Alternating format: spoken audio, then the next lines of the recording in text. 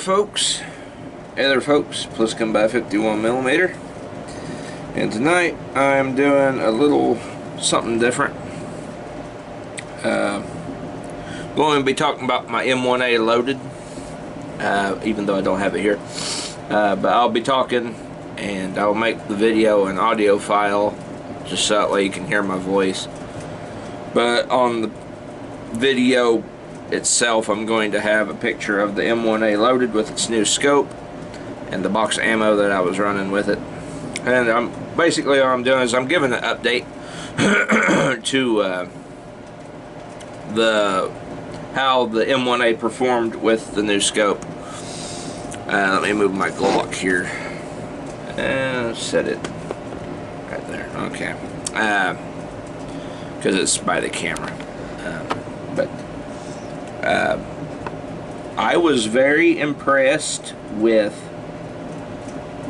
the Viper Vortex scope that I bought. I need to remember which scope it's called. They have so many of them, but performance-wise and accuracy-wise with the scope and the ammo I chose to run to sight it in, it was tracking very well. Now I will say we did run into an issue, and it's the same old issue we ran into before. The Fulton Armory scope mount being off center, we're going to have to put those metal shims back in and cant the scope up and to the right. Because Fulton Armory, I guess, decided to send out a factory second when I bought that. And I need to look up the scope, that scope in particular, and reset the zero stops because we ran out of windage and M1A, or windage and elevation M1A clicks. But in that wood stock, with that scope set up, the M1A loaded is going to be something very, very formidable. I needed to put a scope of that quality and that magnitude on the M1A loaded years ago. Pardon me, my fucking sinuses have decided to debilitate me tonight. Let's see here. The Viper Vortex PST, or Vortex Viper PST 3-15x44 is what the scope's called. I need to get the zero stops reset and put shims in it. But with the ammo choice and that wood stock, replacing the camoed one, even though I loved the camo stock and it was nice, and that stock had been with the rifle since I bought it, and I was getting, I could get good groups with that old synthetic stock, but that wood stock is so much more solid. The action sits in the stock and tightens up so much better than it does the synthetic ones. If I were to do it all over again, I think I would have probably started with a synthetic, or not synthetic, I would have started with a wood stock and not synthetic. The ammo choice I chose to go with to sight in, to do an initial sight in, even though we didn't really get it zeroed, but it was tracking well, and the groups were hitting where we were, moving the reticle. Because at 25 yards, the bullets were tracking basically right on par with the reticle. But then when we moved out to 100, we ran out of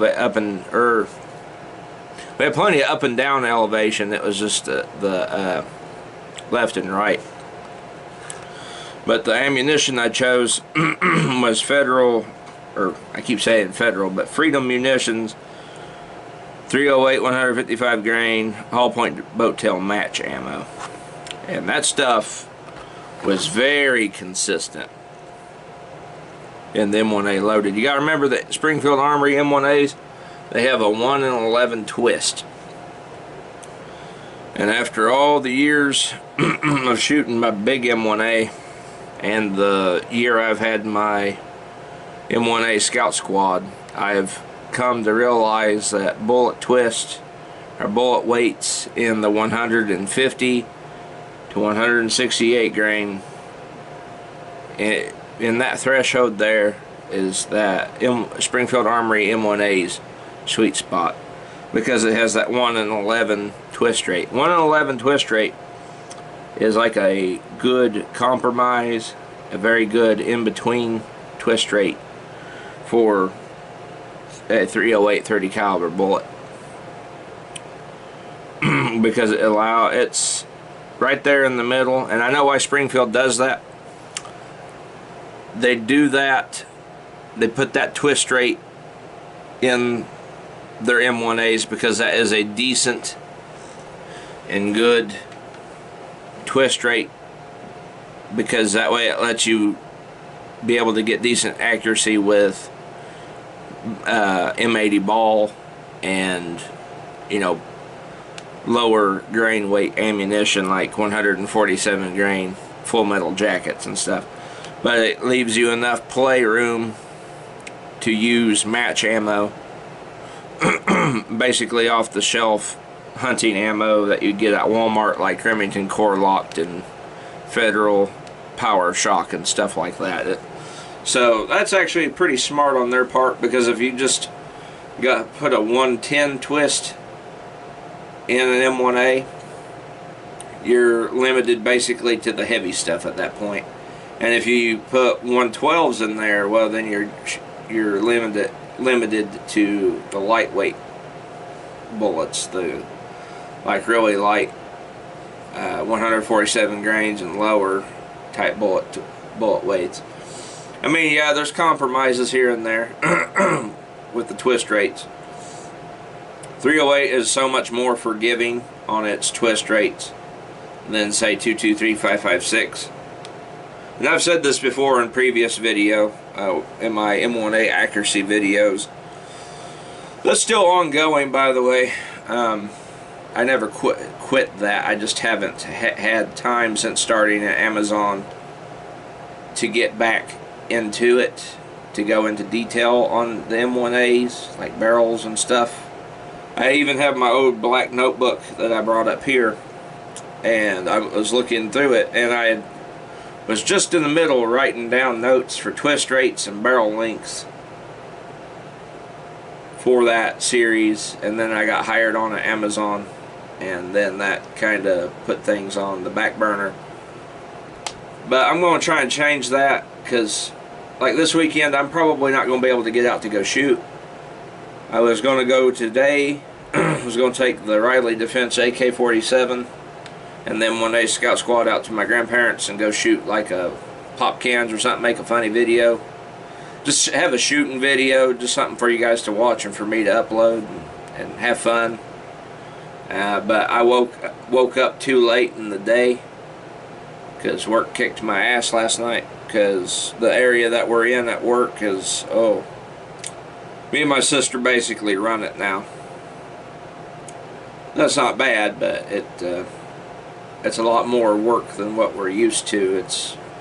The little department that we were working in was pretty much bare minimum. Now it's kind of like turning into like, oh, well, you got to do this, that, and the other. And that's all right when we make it work. We're getting it figured out, but you come home more tired than usual, especially on Saturdays. Saturdays are a bitch because they seem to move through like 10 or 20 people back there with us when we're used to having only like at max maybe 6.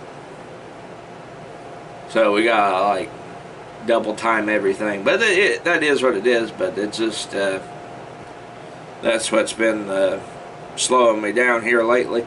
I don't know what's going on. It's like my allergies decided to start kicking my ass. But my M1A loaded is in very good shape going forward. We will get the shims back in the scope rail and the rings, and I would be going back through. I'm going to try and go back through and rebuy all the ammo that I tested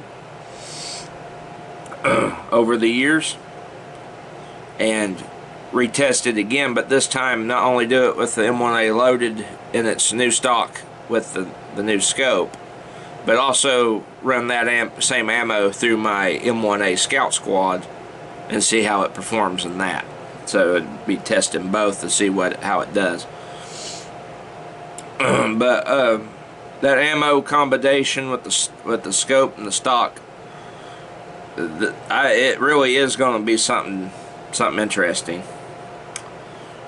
It shoots and performs a lot better than it did in the synthetic stock. Let's just say that accuracy is through the roof. It's very, very accurate rifle, and especially with this ammunition, this Federal I said it again, Freedom Munitions 155 grain match stuff. This stuff is very consistent.